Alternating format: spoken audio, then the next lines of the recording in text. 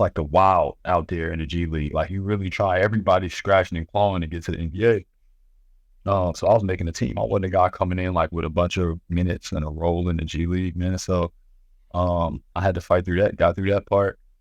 And then started having success where I could see it. Like it was a clear like pathway to the league for me. I'm like, oh, this might happen.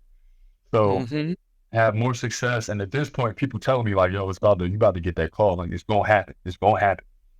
So the season ends.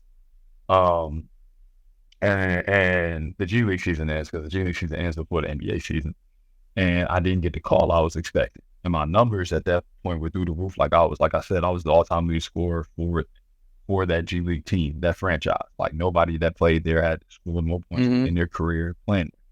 So I'm like, man, they gotta show love. Like, so that day comes, nothing, right? You can get a call any day. Like you can get a call the second day of the season or the last day of the season, like whatever.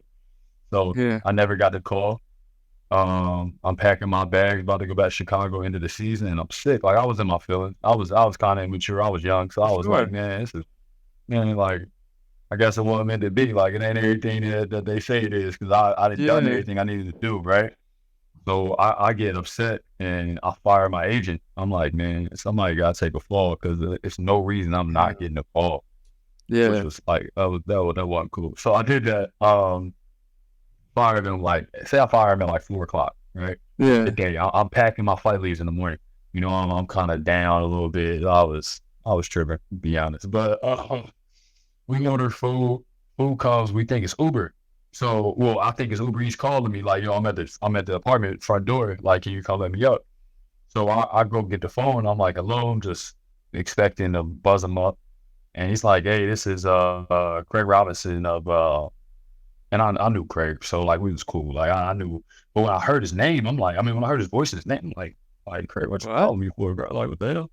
Yeah. So he calls me, and he's like, yo, like congratulations on a good season. Like you, and I thought it was just like some some pity, like congratulations, even though you didn't get what you wanted. Bro. Like, good job, good one, bro. Good job. And I'm like, man, he like a director of player personnel for the New York Knicks. So he's a heavy up there. He's a big he's big up there. So man. So he tells me that, and I'm like, thanks, Mr. Robinson, and I really appreciate the opportunity. You know, you keeping it professional. He's a great guy. Like so we were having a genuine conversation. He's like, yo, your bag's packed. I'm like, yeah, everything's packed, bags at the door. Like I'm leaving in the morning. I'll head back to Chicago, for the off season and train and do whatever I need to do. He's like, all right, cool, man. I'm gonna need you to like unpack your bags because this is what he said. Like, I'm gonna need you to unpack your bags because we gonna sign. So when he said it, like I'm thinking, I thought it was Uber, bro. So I'm, you know what I mean? Like I'm not expecting any of this to happen. And my teammate is looking at me. He's standing there staring at me like, bro, why are you on the phone with these people so long? Like it's the food. Yeah. So he's just looking at me, and I'm looking at him like stuck. So once I heard him say that he was gonna sign me, I didn't say anything. Like I didn't know what I wasn't expecting. So he's on the line. He's like, are you there? Hello? I'm like, yeah, I'm there. Thank you, man. I really appreciate the opportunity. I don't even remember what I said after that, I'm being honest with you. Yeah. You got off the phone.